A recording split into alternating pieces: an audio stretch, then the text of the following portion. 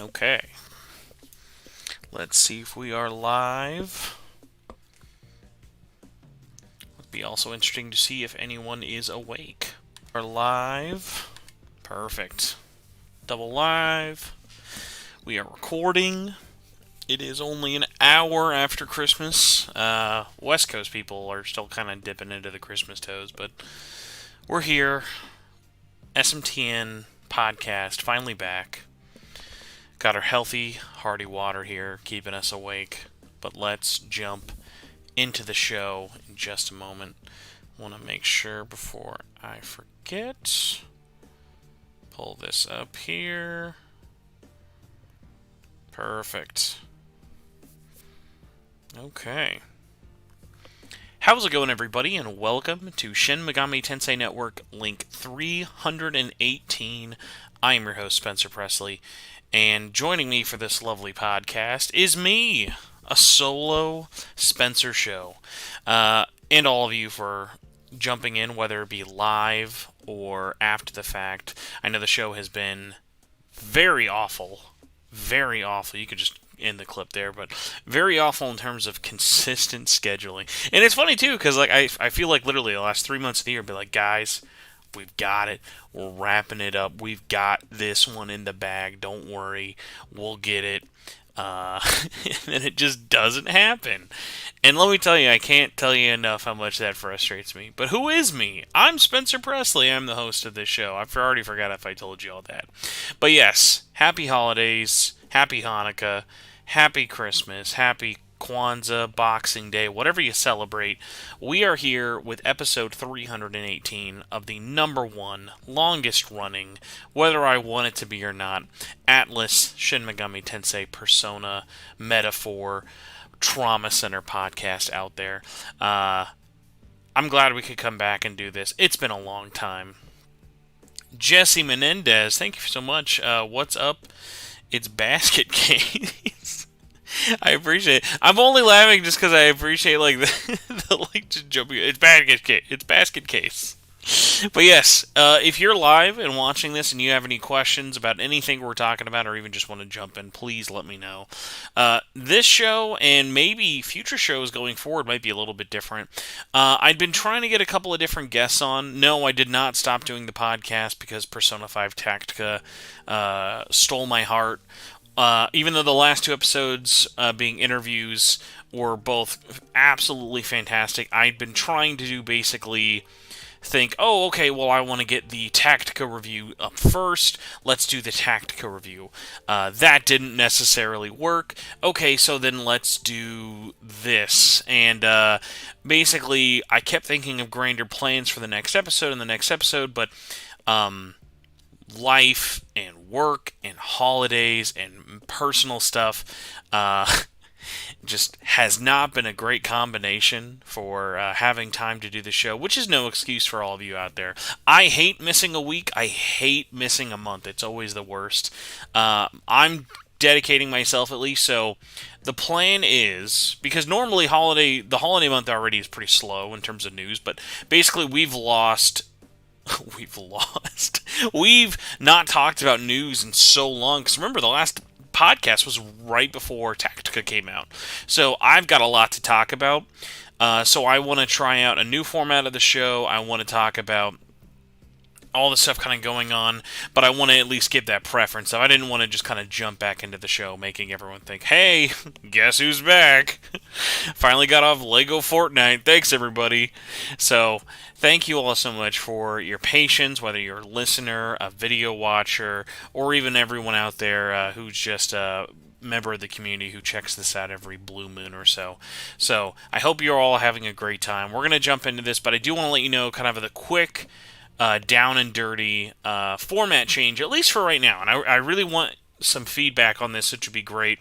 Because like I said, December is usually a really slow month for news. We're normally not getting very much. I think because we're like 2 months away from Atlus dropping another game on top of a month after the last one, I think we have a little more than we normally would, like with interviews and stuff. But what I'm doing with this episode is going to be a news wrap-up and impressions talk, while also then queuing up for next week. So the year-end show is going to be a Q&A.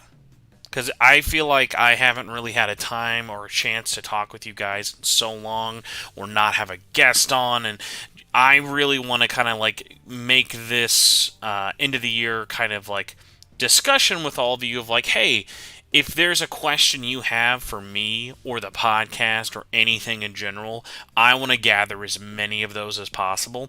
So whether this be the YouTube comments or on Twitter or the Facebook group or the Discord, which I promise will be more active, so please click on the link and join the Discord.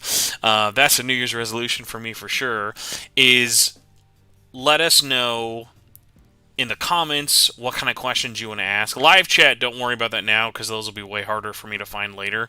But the normal comments of this episode, what I want is also just basically what's a question you want to ask on the show.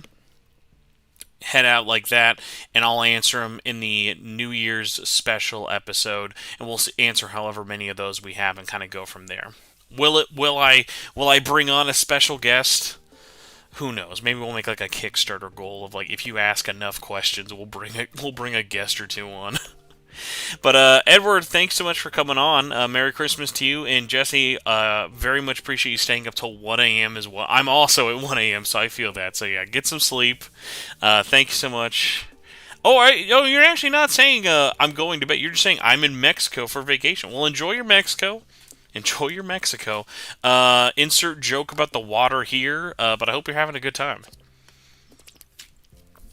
Also, I've not had my podcast voice on in a while, so this will be a fun disaster, I'm sure.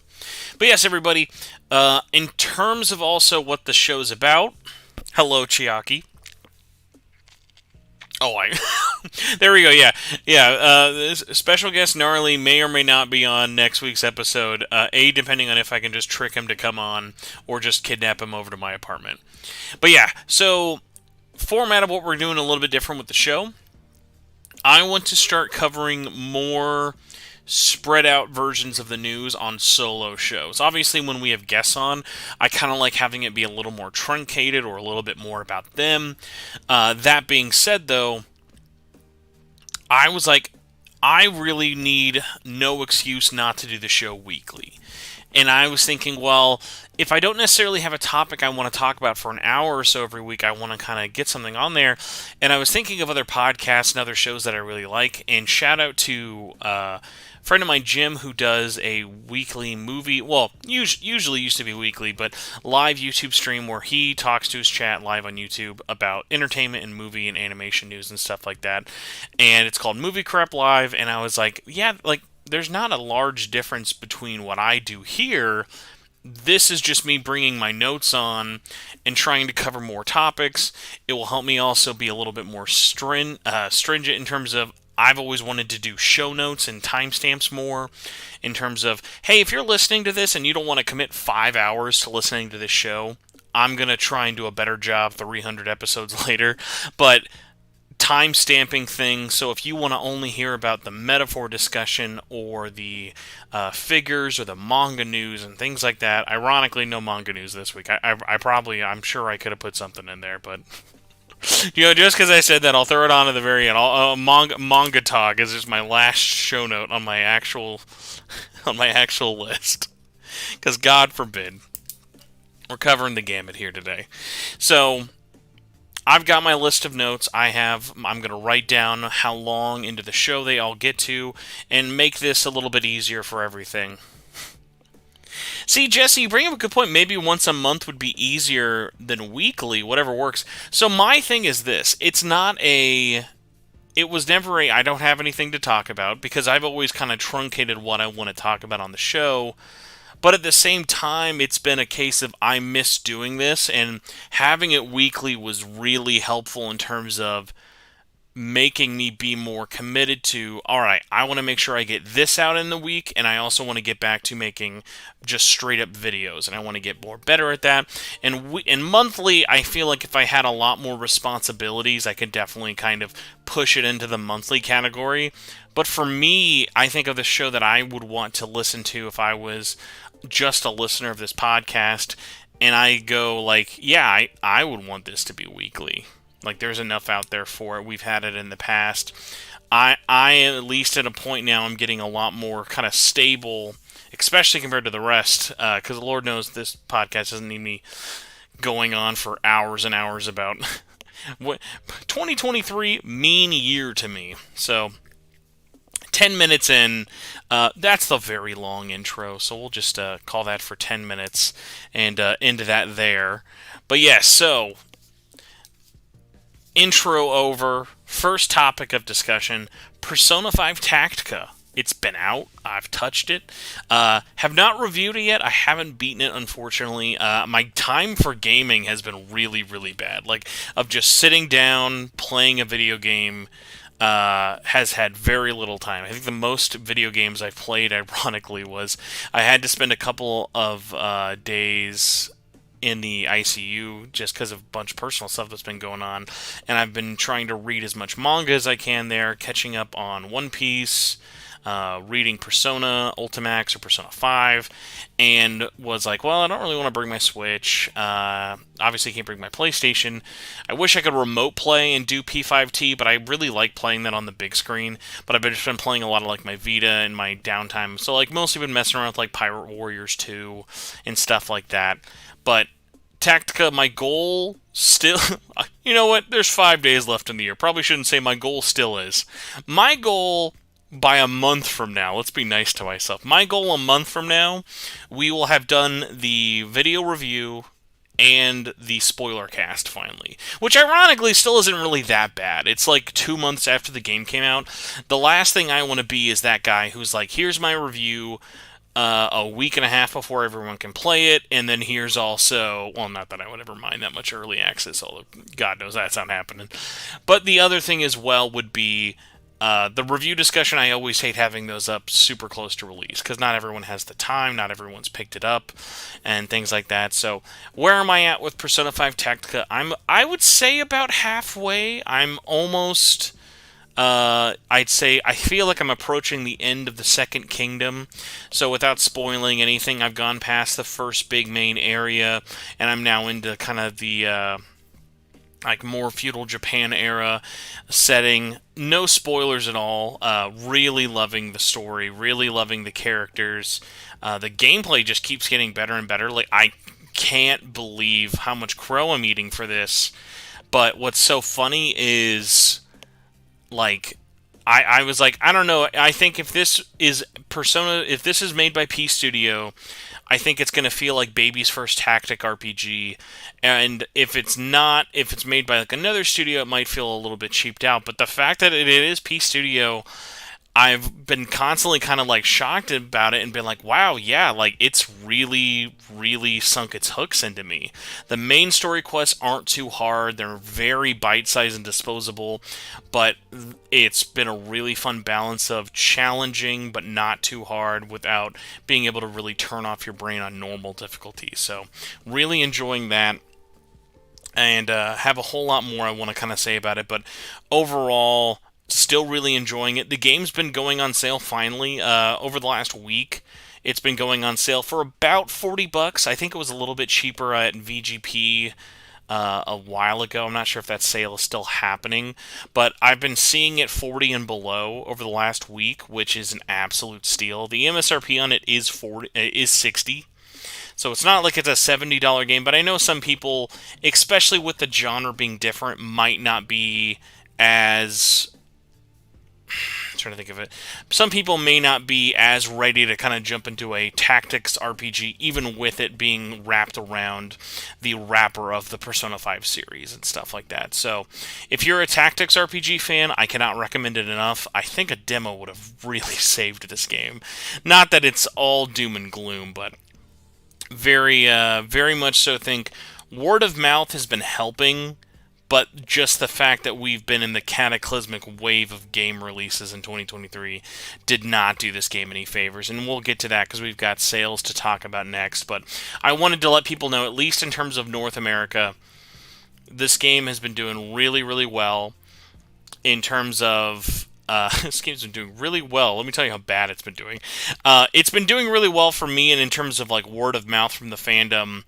I've seen so many people who are like, "Hey, I'm really enjoying this. I loved how many people I've been recommending this to, who are either waning Persona 5 fans or just Tactics fans." So I really can't commend Atlus enough for it. It's not perfect, for sure it is not perfect, but it once again is doing that thing of, wow, what a great, surprising spin-off I didn't know I wanted.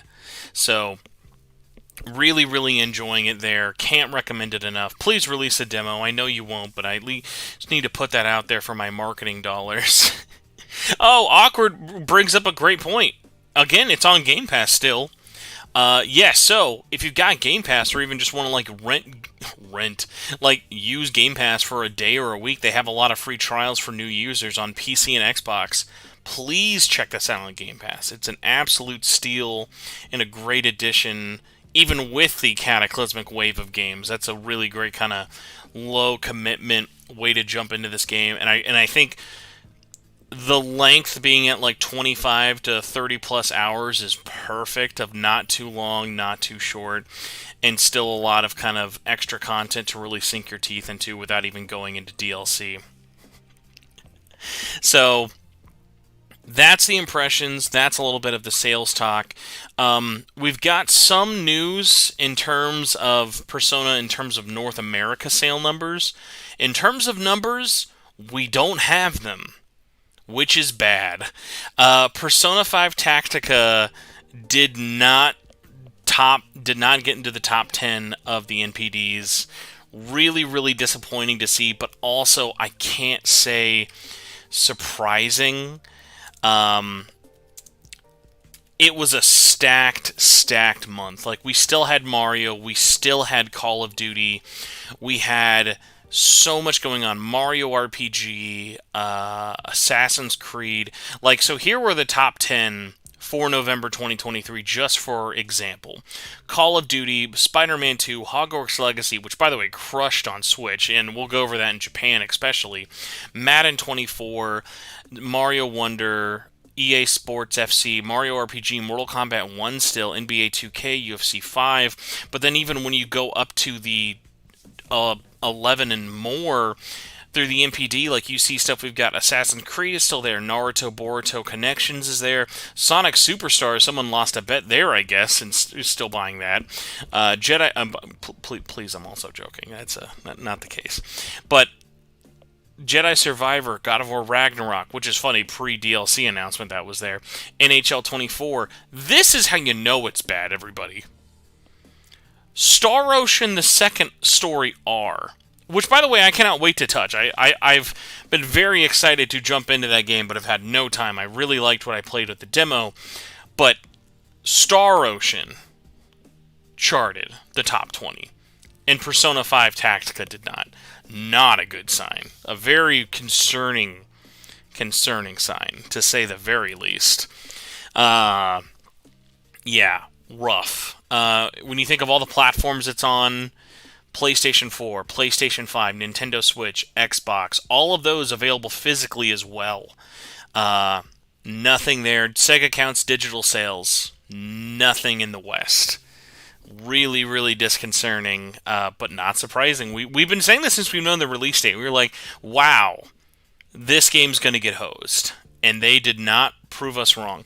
Now, that being said, going back to Sonic Superstars, Sega did note, due to lower than expected sales for that game, they were like, hey, the main culprit really was the fact that we released this at a bad time. And so, if they're aware of that for something as big as Sonic the Hedgehog, they've got to know that for Persona. So hopefully going forward we see that lead to either, if not some sort of more flexibility or willingness to move, because it's like the thing of like, yeah, the game's ready, but it's like, guys, just push it back or have released it sooner.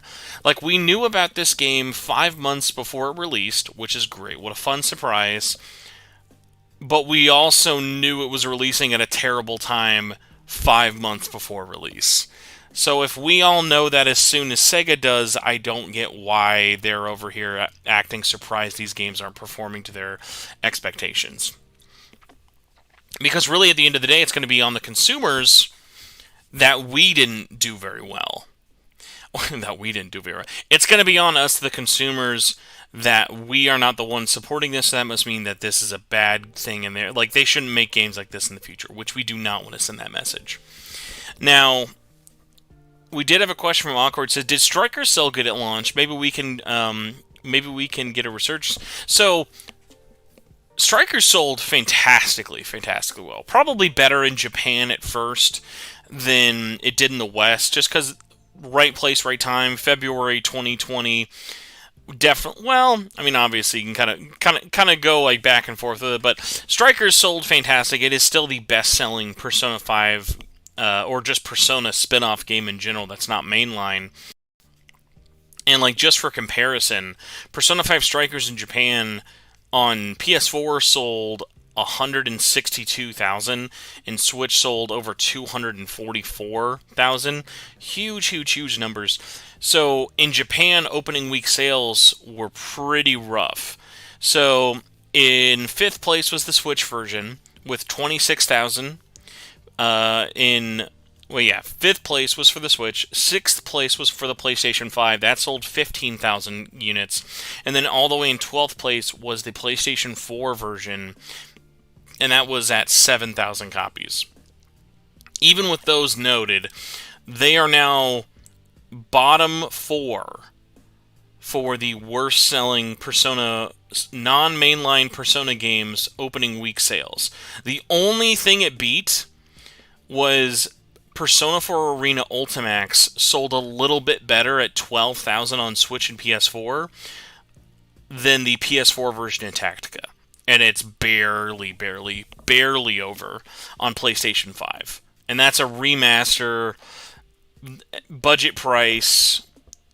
I mean, obviously, I've talked about that Ultimax remaster and a lot of times of the good, the bad, and the ugly with it. But yeah, it's now surpassed that as the worst selling. Now, obviously, when we combine all of these numbers together, Ultimax Remaster is still the lowest selling, and it probably still will be. But the fact that even the PS4 version couldn't break 10K was really disconcerting.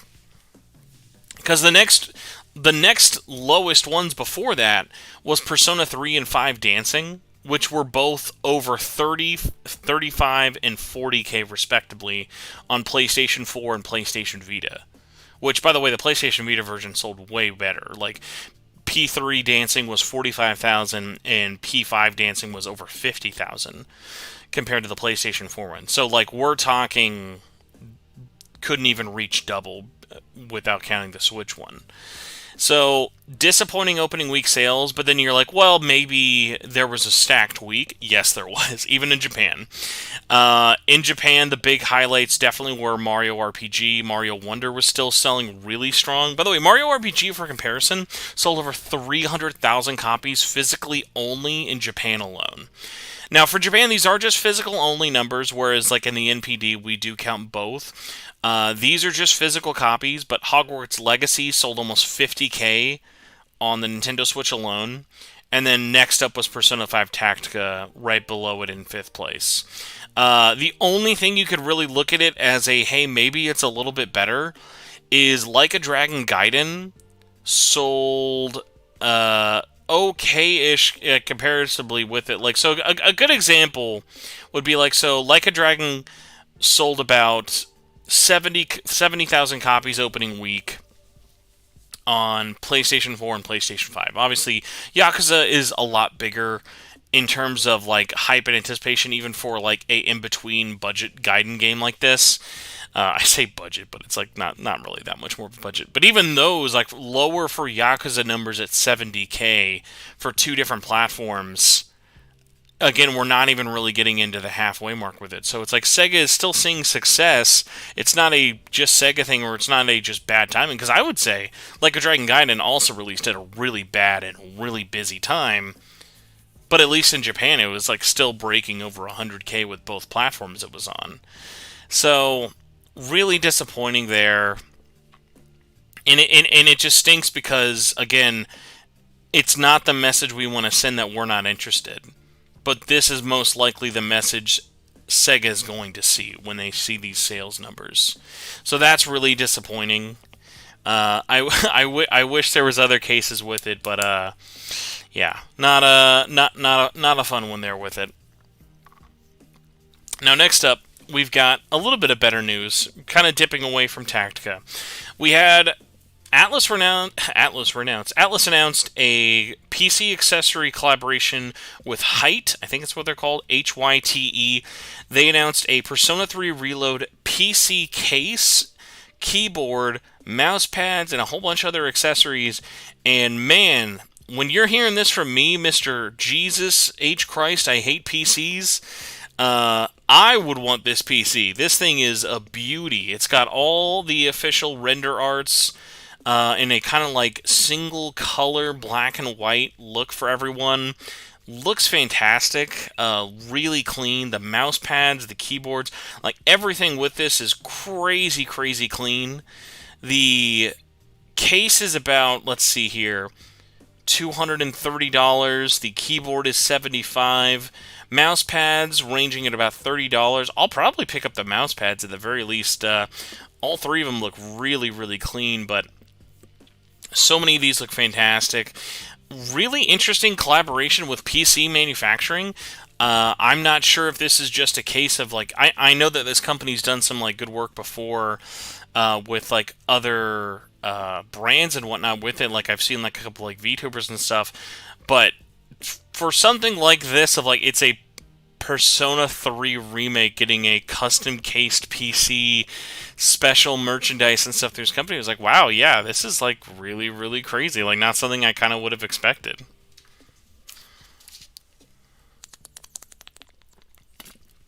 So very cool to see. Again, will I be buying this case? No. I know my tax bracket. I'm not part of that market, unfortunately. But I'm excited to kind of like see when people pick it up, like the pictures for it. I'll definitely pick up a mouse pad. Keyboard, probably not. But I mean, honestly, if there was ever a year I needed to upgrade to a PC, it was definitely 5 years ago. So 2024 is definitely there. Patreon stretch goal, most likely, but hey, we'll see. We're just getting back to sticking down and getting on the schedule. So let's think of financial goals when we get there, when you earn it there, buddy. No, Jesse, when it is, I am not a PC gamer. I love playing on anything that's not a PC. Basically, the only reason is my day jobs almost always involve me being on a PC for 8 to 9 hours. I podcast, I write on PCs, and I like to have that disconnect of, okay, bring me away from the screen, bring me away from the mouse, bring me away from the keyboard. I have nothing against it in terms of people who like it, but it is just not my cup of tea at all. But yeah, these will all be coming out in February next year with the launch of the game. Looks really, really solid. You can go and pre-order them. I think they're all still up for pre-order, but definitely check them out. A interesting accessory nonetheless. Now, next up, we have also got news here of some Persona 3 interviews have been kind of going around, and I didn't include all of these. Yes, Red Heracross, console peasants, please rise up. It's our time to be seen. But what's interesting about it is there was one that came out, surprisingly kind of candid and early interview we saw through Famitsu with the art director of Persona 3 Reload, showing off unused AI UI and backgrounds. So we had Atlus actually showing off in magazine these almost like beta design menus of here's what they look like in the beginning versus here's what they look like in the finished product. Also, I didn't include this in the news, but Persona 3 Reload is just about ready to finish. Like, it's not gone gold officially. I think in Japan it's gone gold, but in English they still probably have a little bit of like fine tuning to do. Which, 3 months, I guess, to finish an English version. What could possibly go wrong? But yeah, I highly recommend checking out the images online from Famitsu of putting out the menu comparisons, because it's really funny. You look at how clean and how simple they look in the finished version. They're very different in the beta ones. Like, they're not bad, but like they're all over the place. If not a little bit messier. Definitely sending a different tone than what like Reload has, along with showing the like menus. We also see the HUD and the battle menus, how those looked originally versus how they look in the final game, some original concept art of what we have, and like it's just been really interesting, even down to like how they made the logo and like what that kind of means with it. So really great Famitsu interview talking about the game, talking about the development, really all the effort and the time they've been putting into this remake of, hey, we're obviously starting a remake in the sense of this is all based off of a PlayStation 2 game, and that's going to make a lot of the work easier for you, but there's just been so much work and effort into just the art direction of everything. It's absolutely impressive. Now, next up, and a quick one here, but just to kind of goes to a less of a news story and more of a, really? Her? Her? Okay. All right, thanks. Thanks, PlayStation Asia. In actual 2023 news, Persona 5 Royal wins User Choice Award at the PlayStation Partner meeting in 2023, Japan, Asia. Persona 5 Royal on PlayStation 5 won the Partners Award 2023 User's Choice. Cool. They were picked top amongst 30 of the most played games from October 2022 to September 2023. Barely slid in on that one. And, yeah, that's about all I really have for it. Nothing against Persona 5 Royal, but I'm like, man, that was felt like the weirdest gimme of an award I've ever seen in my life.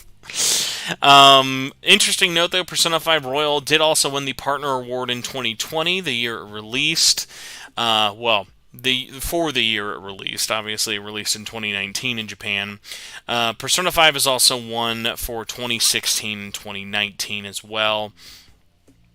Just kind of a weird one. Other games that were included, so the Grand Awards went to Genshin Impact, Final Fantasy 16, and Resident Evil 4. These were the big one in terms of highest global reaching sales, as well as like players playing the game and other things like that. Other ones we had for the Partner Awards were Armored Core 6, eFootball 2023, Wolong, Elden Ring, Crisis Core. By the way, shout out to Elden Ring. Like, wild that one still counted. Crisis Core, Final Fantasy VII Reunion, Street Fighter VI, and Sonic Frontiers. And then more other awards, like the Special Award was given out to Hogwarts Legacy, Street Fighter VI, Resident Evil 8 VR. And then, again, Persona won the User's Choice. So this was the Partner Award, User's Choice, voted for on a list of 30 games.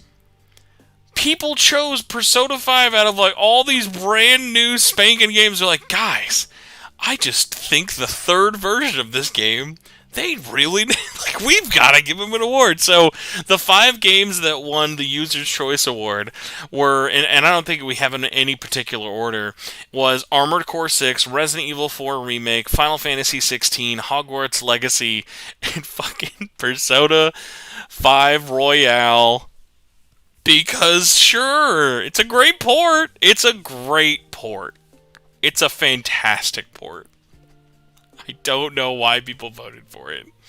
Maybe Asia is just way bigger on Persona 5 Royal than I had any idea. Maybe they looked at Monarch and went, get out of here. Maybe they were like, oh, gross. I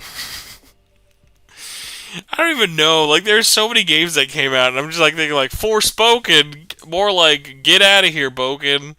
One Piece Odyssey, no thanks, homie, see you later. Dead Space Remake, more like wait for Resident Evil 4 Remake. Very wild. Very weird. Again, not mad at the choice. Not hating on the player.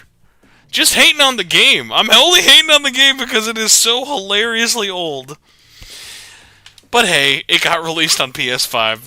That's the bar we were at, and I'll stick with it. Remember when I said this was going to be a fast one? I promise I don't hate Resident Evil 4. I'm saying I don't hate Resident Evil 4. I promise I don't hate Persona 5 Royal. It just boggles my mind that out of all the games that released in that calendar year, that game made top 5. You know what? All right. Just because I gotta read the descriptor for this, because like maybe they'll have something in here I missed.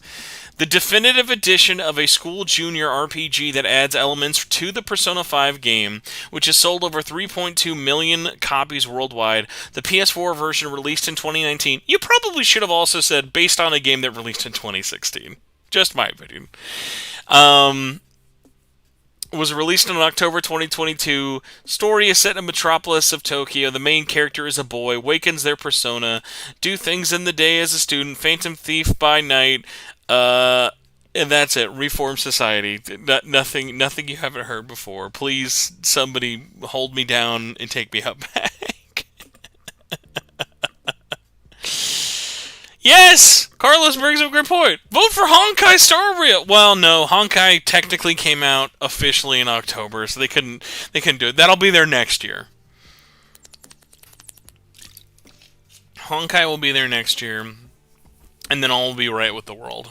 So, allegedly, and then people will complain about it. Actually, I could have mentioned this, but it's still rumor mongery. But Lin having a song in the latest Honkai trailer, and Atlus being with the Honkai team at MiHoYo, and Sojima drawing straight up Honkai characters in his style, there's gotta be a thing happening soon, right? Like an Atlus crossover of some sort in either Genshin or Honkai. I think Honkai Star Rail would probably be the most appropriate with the way that it's an RPG. But I'm here either way. That'll make a stupid amount of money. Speaking of RPGs making probably some money, Shin Megami Tensei, the role-playing game, randomly got put on the Amazon Marketplace like a couple of weeks back, and is releasing in February on the 20th of 2024. This is the tabletop RPG version of SMT that released around Nocturne in Japan. We still know very little about the English version of it. It is going to be coming out, but it's very, very strange. Will it actually hit that February release? My guess is probably no. But the fact that there is a publisher who's willing to put this out is absolutely insane. I'm excited because I've been a long-term fan of tabletop RPGs, but never really having the time for it. That said, will I be running a campaign of Shin Megami Tensei and streaming it with a bunch of other Atlus friends online? You better believe it. So keep an eye out for Shin Megami Tensei, the role-playing game. It's called Tokyo Conception. The temporary box art for it looks absolutely insane. It's some fun Jim Higawa, Demi Fiend, a bunch of the cast on there. Really excited. Really can't wait to kind of sink my teeth into this and see what the heck it's like. Oh, fun news! The release date has also changed. It is now saying September 1st, 2026. So, sometime between February and September of the next 3 years of your life. We'll see it then. I believe in you, gang.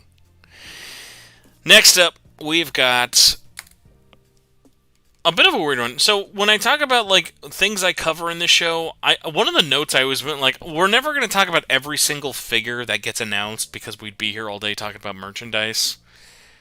But that being said, what's funny about it is, oh hey, we're getting emojis. I forgot you could do like YouTube emojis by tapping the heart and stuff. First 4 Figures has announced that they will be releasing a PVC statue of Joker from Persona 5. And what I kind of just thought was interesting was like, so First 4 Figures does these really highly detailed, really gorgeous figures. I've seen them do things from Zelda, Banjo-Kazooie, figures all over the place. They've worked with a ton of different IP, but to my knowledge, I think this is the first Atlus statue they've ever done. I don't think they did anything for Persona 3 and 4, and we know they wouldn't touch anything else or SMT.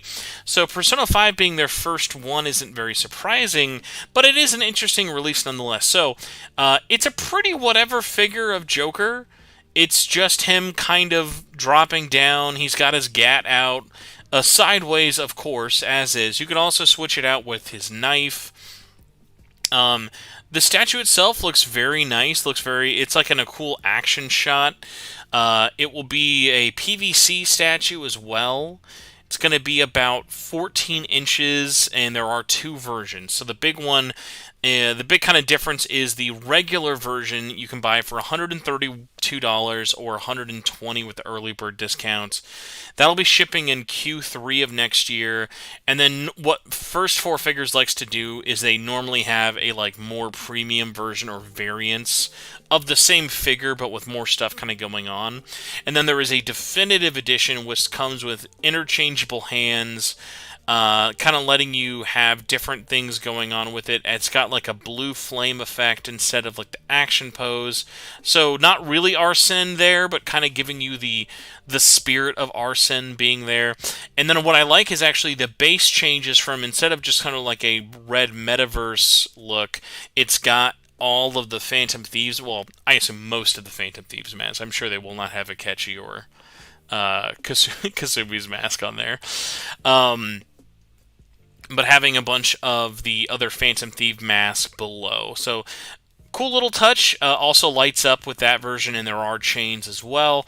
That version, though, will cost you a pretty penny. That will be $360 or $330 with the early bird discount. So, once again, like I said, First Four Figures very expensive, but their quality speaks for themselves. They have really, really nice work. Every one of their things I've ever seen in person, I've always been like, wow, that is really, really impressive. Really looks nice. Really, really cool. Will I be buying one? God, no. God, I gotta pay rent, dude. I can't buy a $400 Joker Gat. Who do you think I am? The answer is definitely not me. Next up, we had the Game Awards. Atlus, unfortunately, was announced before the show even, so we weren't even surprised they were there. We found out why, though. They were basically just pre-show fodder. Jeff Keighley, not impressed enough. He's thrown him in a couple of times. He's given us a Soul Hackers trailer or two. Jeff loves to get the Atlus games, here's your first look at the dub, and I appreciate that from a, morbid curiosity standpoint, but at the same time, neither of these trailers did anything for me, which is interesting. So there were two trailers. Atlus had a trailer first for Persona 3 Reload. Again, I'm covering every bit of this game. I'm following this game. I'm watching the gameplay. I've checked out the demos. These trailers are not. I think it's because it's coming so soon. I'm like, nah, I'm good. Also, quick little thing. I won't make a note for this, but this did get announced, which was kind of interesting. We might bring this up more in the future. Atlus did announce that GameStop has a exclusive pre-order bonus. We're finally upgrading from coasters. So with Persona 3 Reload at GameStop only, you'll be getting an acrylic stand of the protagonist, which, hey, it's pretty cool, but nowhere else has any other plans, no steelbooks or anything crazy like that with it. Actually, I'm trying to remember. Is the Persona 3 is that collector's edition? Does that not come with a steelbook, or am I crazy? I think it did. If it doesn't, now I'm gonna be sad. Let's take a look. No, it just comes with a giant Aegis figure. Which, I mean, hey, again, better than the silly C's arm guard thing, which I will never use in my life. But hey, the Aegis figure is fine. Fantasy box. Stop making fake steelbooks and getting my hopes up. I don't appreciate that one bit. But yes, Persona 3 Reload, unfortunately, not looking like it's going to have a steelbook. Very, very unfortunate. But yeah, so GameStop's getting a acrylic standee for P3R. But yes, going back to the Game Awards, the trailer for P3R, totally fine. Nothing bad about it. The game still looks fantastic. It's just from a marketing standpoint, I'm like, if you put that in you put Persona 3 Reload next to Final Fantasy 7 Rebirth, I'm like, yeah, that's the one I'm excited about. I'm obviously going to eat both up. I'm obviously going to give them a fair shot, but like, yeah, like, as great of a remake as it, like, you put these up to all these other trailers, and it's like, there, to my knowledge, all Twitter rumors aside, there is still nothing they've shown off about Persona 3 Reload that's like, wow, I can't believe they're doing this. Which again, it's not it's not a problem with it. Its job is to be a modern remake and to be accessible on new platforms that aren't Nintendo Switch, and they're succeeding at that. I think people might just have, like, unless I'm really wrong, I think people need to jump into expectations that Persona 3 Reload will not sell anywhere near as well as Persona 5 did. Unless everything around it starts tanking immensely. Also, Carlos Hernandez reminds me once again that Yakuza 8 releases at the end of January, literally a month away from P3R. Sega, what's wrong with you? Why are you releasing these things so close to each other? They're releasing a new Yakuza game and a new Persona game 2 months away from each other, and both of these series back to back. It's so confusing.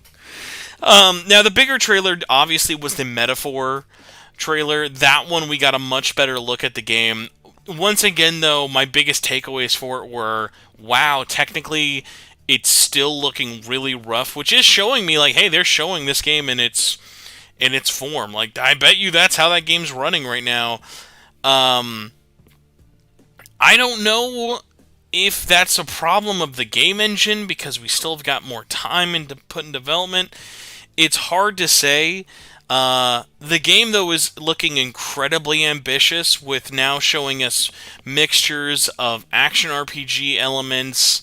I really appreciated, though, kind of showing off some of the staff aspects of things. I thought that was really cool. That trailer definitely stood out to me way more, but when I saw the release date said 2024, I immediately went, nope. I think if that game wants to succeed, I will be shocked if it comes out in 2024. That seems like an early 2025 game to me at the soonest. Now, maybe they're going to show us more. Maybe I'm wrong. Maybe the fall's completely dead and they need something. This game's been announced since 2016, so I understand they want to get this out the door. It's been almost 7 years. But it's only been in active development, like real active game development, not pre-planning, not in the like concept stages, for less than 5. I think 4's pushing it. Even 4's like being pretty optimistic. So I want it to come out for sure, but I want it to look more ready. Right now, it doesn't look ready. You tell me that game's going to be out in the next calendar year, I say no way. Or if it does, it's going to be compromised in a way that Atlus doesn't release their games in. So I'd be very shocked. And honestly, the way that Atlus and Sega have been cranking out their games so fast, it doesn't ensue confidence. I don't like that their games come out this fast and we're seeing more things like, here's more typos, here's more like technical issues, here's a game that we'll just release the dub a month later because we couldn't get it done in time. Stuff like that worries me. I don't like that trend. I mean, we even saw it with 13 Sentinels. Remember, 13 Sentinels, technically, on the PlayStation 4 version, you had to download the dub. Even though it was a day one patch, it was like, guys, like, no one's got an evoker to your head. No one's forcing you to release this right here, right now. 13 Sentinels wasn't going to make or break the company, whether it released now or a month later. So, really weird.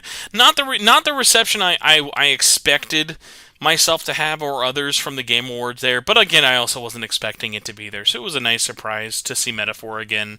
2 times in a year was a fun one. I definitely thought we'd wait a little longer. There was a lot more information about it. Another thing I do kind of want to ask people out there, do you want me to be covering Metaphor on a... Obviously, I'm not going to be covering like every single little interview in detail about it, but since it is similar to SMT, my plan is to still be covering it. I can't imagine anyone listening wouldn't want to hear and be anticipated to Metaphor, but also wanted to put that out there. Like, hey, is this a thing you guys mind us kind of including? Because it is a relatively related game, even though it is obviously not a Mega 10 game. Now, next up, after that, we had announced, basically like a week or two ago, I Am 8-Bit said, hey, we've got some more Persona and Atlus vinyls coming out. They announced Persona 3 Portable and Persona 4 Golden are getting single LP vinyl releases. They'll be about $32. You can pre-order them now, at least as of this episode. Persona 3 Portable has 10 tracks, and Persona 4 Golden has 15. So, not the full game soundtrack, but for the new songs they added, you'll be able to check them out there. The covers are once again done by Drew Wise, who I will eventually grab on this show, I'm sure. The funniest thing about the covers and the LPs itself is the Golden disc is obviously golden, but like the vinyl cover for Golden is literally just like the little TV logo. It's just kind of like, cool, I guess. It's a logo for Persona 4 Golden, so thanks. Not a very like inspired artistic choice for it, which is just funny because it's by the same guy who's done every other Persona vinyl art cover, which I think has looked fantastic. And like even the Persona 3 Portable one looks fantastic. It's got Femc with the smoking evoker, and like the logo is in pink, and it looks really nice, and it's in like a pink vinyl. Like it's like we lost all the creative budget on the first one. It's like, oh god, slap a gold one on it. You're good. Golden. He's got it. Perfect. So those are out. The pre-orders for those are open. So keep an eye out on I Am 8-Bit if you want. A little bit peeved because we're still waiting on the Dancing All Night vinyls that should have been out by the end of this year. Those got delayed, and now these are getting up for pre-order. So that always kind of not rubs me the wrong way, but probably like less than seriously grinds my gears, just because I'm not a fan of the limited run style of, hey, let's do this. Let's announce a product, put minimal money into securing the license, and only print once pre-orders are done, so that way we have as little financial risk as possible. It just leads to longer wait times, less product available for everyone at the end, and things like that. So, kind of disappointing. Bad Wrong Fun says, Metaphor seems like SMT spin-off games in every way that matters, so yes, please cover it. Noted. Very much noted. Thank you guys again for the live feedback. And just being here live in general. I miss doing this with y'all. I can't believe it's only been like 50-something minutes, so. My dream scenario of this actually happening and being around an hour might actually happen. When I was writing the notes, I was like, is this going to be an incomprehensibly long episode? Thank God it was not. Next up, though, speaking of inconsequentially long, Atlus announced the Persona 5 series. Yes, not Persona 5. Not Persona 5 or Persona the series, but the Persona 5 series has sold 10 million worldwide. What does this mean, you may ask? That's a great question, because they barely kind of went into it. Atlus basically announced and had a new Soejima drawing of just regular Joker and Morgana being like, thanks for 10 million. This includes Persona 5, Persona 5 Royal, Persona 5 Strikers, Persona 5 Dancing for all 5 of them, and Persona 5 Tactica. To my knowledge, it should not count Persona Q, which I'm sure would have counted for a solid 5 copies. But, yeah, that's what that counts. Counts all versions, so PC, PlayStation 3, PlayStation 4, PlayStation 5, Switch, Xbox, all that fun stuff. All of those count to the 10 million. My question, I wonder, is like, where does Game Pass lie into that? Like, are these 10 million sold? Are these 10 million like? Do we count people who bought Persona 5 after Game Pass? Like, how does Game Pass make these numbers bigger or lower? Is my wonder. So either way, though, for a series that came out in 2016 to now, that's fantastic. Especially, I mean, like, I joke about it, but like Persona 5 is a series. There's a manga. There's multiple manga. Once again, please check out the Persona 5 mangas, whether it be Mementos Mission or the Viz one. And a really bad anime, a pretty good OVA. So much Persona 5 is out there. Are we seeing waning sales? For sure. I mean, Tactica could have been Persona 5 Strikers 2, and still probably would have not sold that great this year. So, Persona 5 is definitely waning. It's still definitely popular. Do we count Smash Brothers as the Persona 5 series? I wish. That would be pretty funny, though. Oh, speaking of news, though, we can lump this in there with it. This probably wouldn't be deserving of its own thing. But, interesting note, we finally have news and confirmation of a Western reprint for the Joker Amiibo. So the Joker Amiibo, I think, went on sale in October of 2021. Just going off the top of my head, but it came out with the Dragon Quest Amiibo and has been very pricey, like surprisingly pricey, loose or new in the box.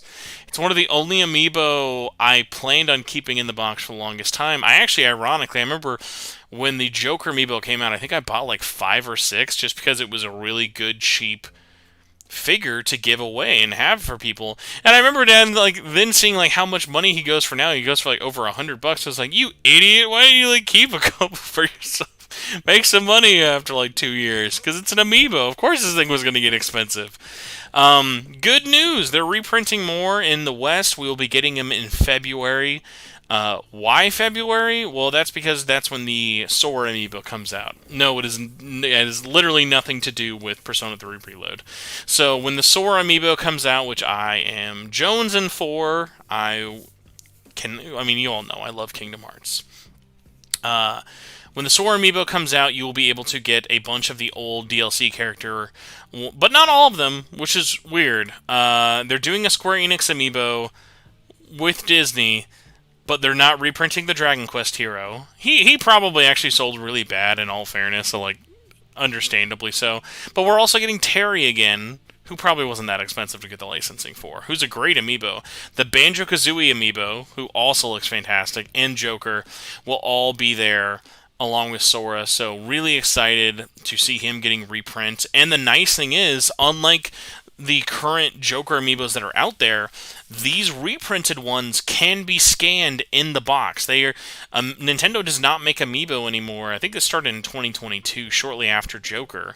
But Nintendo, for all their new Amiibo, you can use them in the box. So I'm at the very least buying one. So now I'll have both versions. I'll have the one with the little plastic tab, and then the one without it to be used. So, I mean, one more for the jar? I don't know. I'll definitely buy some more for giveaways, though. I think realistically, what I might end up doing is like buying one to keep sealed, one to have in the figure collection, because I kind of like having them like in there. Like I have almost all my Amiibo are literally unboxed, with the exception of I just haven't opened them. The last 3 Splatoon Amiibos, so the ones Shiver, why am I forgetting? Oh yeah, Fire or Frey and Big Man. Haven't opened those. Oh, man, the Big Man one's so big. I don't know if I could ever open him. And then the Zelda and Ganondorf ones I picked up. Haven't opened those ones.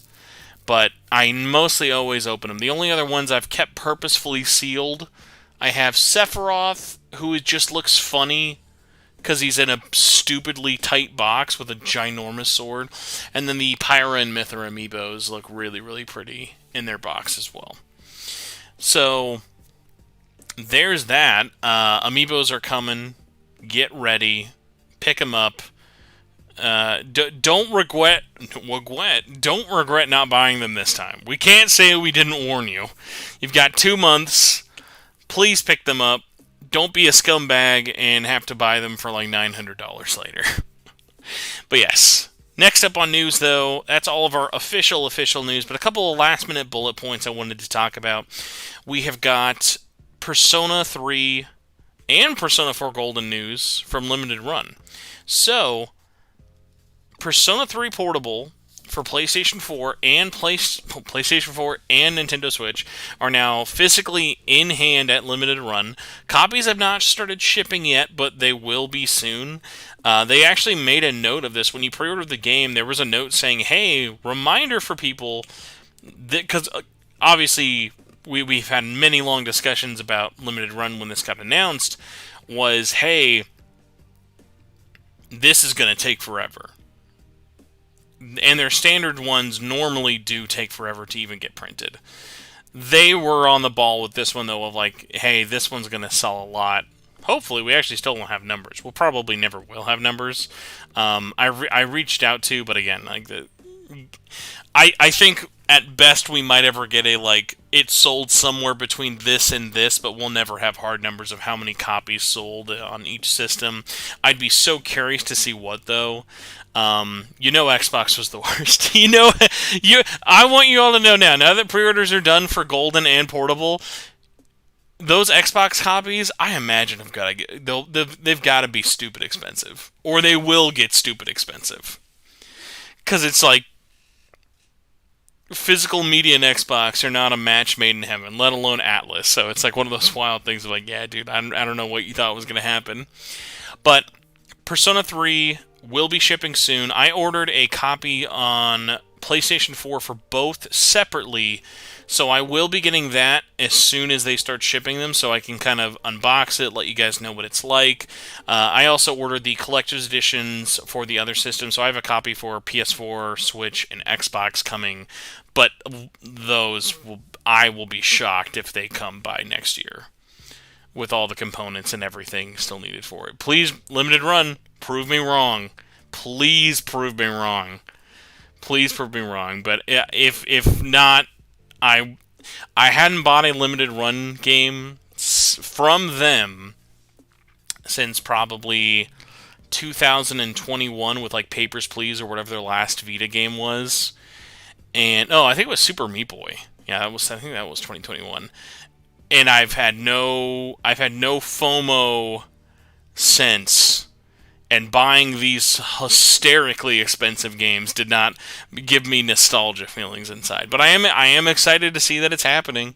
So I'm excited to see people get their hands on physical copies. I'm glad this exists. I just hope this doesn't end up biting people in the butt. But yeah, Persona 4 Golden as well. Those pre-orders ended. I might make a thing out of this, and by a thing I mean like a video, but it's hard to say. There is so much weird shit that happened with Atlus and Limited Run. They promoted Limited Run maybe 3 times altogether. They never made their own individual tweets. They only ever retweeted or liked a handful of tweets made by Limited Run, never making any comments, never being like, way to go, guys! It's so weird. It's so weird how the whole thing continues to have been handled.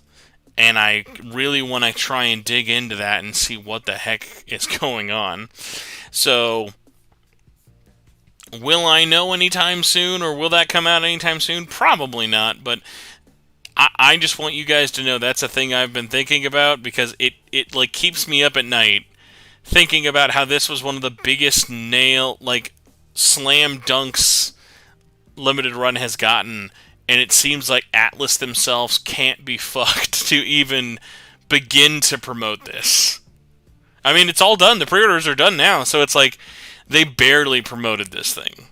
What does that mean for the future? What does that mean for any other versions? Who knows? I'm glad they exist at the very least, but it's fucking weird. That's what I'm saying. The whole situation's fucking weird. Speaking of merchandise sold by Atlus, though, Shop Atlus has some new goodies coming out soon. Last little bit of note I wanted to put out here. Shop Atlus has announced they are putting out Persona 5 Tactica merchandise, as well as Ultimax merchandise coming soon. This should be, I think, both in January. We know for Ultimax they are doing at least a tie lapel for Akechi, which is weird for like Ultimax merch, but sure, I guess. That's there, as well as like a desk mat is coming for Ultimax, so that's interesting. I hope they do more than just Akechi merchandise. I've actually really enjoyed my desk mats from Shop Atlus before. They have a really clean one for the 30th anniversary I actually still need to pick up before that goes out of stock with it, but we've got Tactica merch coming soon. I know they teased like a t-shirt. I'm trying to scroll down now and see exactly what it was, because they teased it a while back but haven't actually put anything out. Let's see how long ago they did. Oh my god. They didn't like delete this tweet, did they? Let's see here. Yeah, it was before the Ultimax tweet. I wonder if they deleted the Tactica one. But yes, Tactica merch is coming. There's at least a t-shirt. I've seen a t-shirt for this game. It does exist, I promise you. Also, shout out to whoever runs the Shop Atlus Twitter. They literally will reply to just about everybody commenting on their things. And they actually get to have a personality, which makes me think that it's not someone who directly works at Atlus. Oh, here we go. Coming soon, yes, it was they must have like only posted this on Instagram or something. Yes, Tactica is coming mid-January. There was a slight delay, but the shirt we saw has all of the party members you get to have in the Tactica style, like doing a little action pose, and looks really clean. Yeah, goal for 2023, can we sneak? I have two random, like, joke, but, like, would-be funny suggestions for people, for, like, people to have on the podcast. I was like, it would be really funny to get the Shop Atlus people on the show, and then also to get and then also it'd be really funny to get the Atlus Southeast Asia, like, community team on here. Because no one will talk to us from Atlus West. No one. So maybe it's a thing we could have happen. You never know. The SMT 30th anniversary mat is still in stock, even though it was limited. So hip hooray! $22.99. I'll buy it eventually, probably. Not anytime soon though. We gotta financially get through Akechi and Ultimax. Thank you, Carlos Hernandez. Please go back 5 minutes. Adachi and Ultimax. We're running off 2 a.m. brain here, guys. It's not a good sign. But hey, you know what is a good sign? Wrapping up the show with a little bit of manga talk. So heads up, everybody. We're past the holiday seasons, but I did at least want to let you know we had 2 Atlus-related manga releases in the last week/month. We had Persona 5 Volume 11. It's a beautiful cover with Kasumi on it. Awakening their persona. Looks really clean. I might get back to reviewing the manga in individual videos. I'm not sure yet, because the manga discussion definitely is a little too long for just the podcast. But I would like to kind of get back to doing discussions about it for sure. So, along with that... Oh no, that's not what we're doing. There we go. So yeah, along with that though, what we've got is the Persona 4 Arena Ultimax Volume 3 released. So, for some reason, the Barnes & Noble cover always ends up releasing a little bit later than the standard cover. I still don't have the standard cover because I'm surrounded by Barnes & Nobles, and the only store that has This release is like 40 something minutes away, so I'll probably pick that up early January once I've got some like bills and things paid off. But I've got the Barnes & Noble cover. It looks absolutely beautiful. On the front, we have a new drawing of Yu Narukami as well as Mitsuru on the back. But ironically, instead of keeping the tradition alive of the character on the back being the art on the spine, they now have Yu on the spine, but it is the new art. So, keeping the fantastic tradition alive of knowing which one is the Barnes & Noble one by looking at the spine is a big help. I appreciate that greatly. But, yeah, that is the show. That's our manga talk. We talked about figures, vinyls, game news, interviews. We are all over the place, but we got it done. So, everyone listening to this, watching this live, thank you very much for checking this out for so long. That was like an hour. I mean, if you like cut out the 10 minutes of like me kind of catching everyone up on what the heck's been going on, that was like a solid hour of news. We talked about multiple points. I'm gotta get to bed. I gotta go to work in like 6.5 hours, so that'll be fun. But by the time I go to work, I will have the audio version of this uploaded. Timestamps will be on YouTube.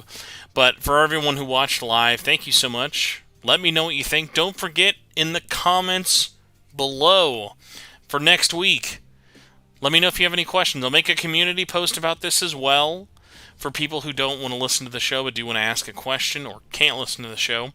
But any questions you want me to ask, the New Year's Eve special will be answering all of your questions, either about the podcast or in general. I'm an open book. Thank you so much for listening.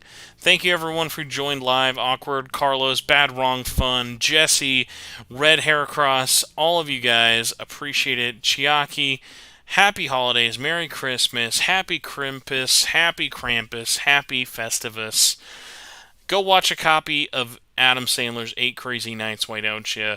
I will see you next week. Goodbye.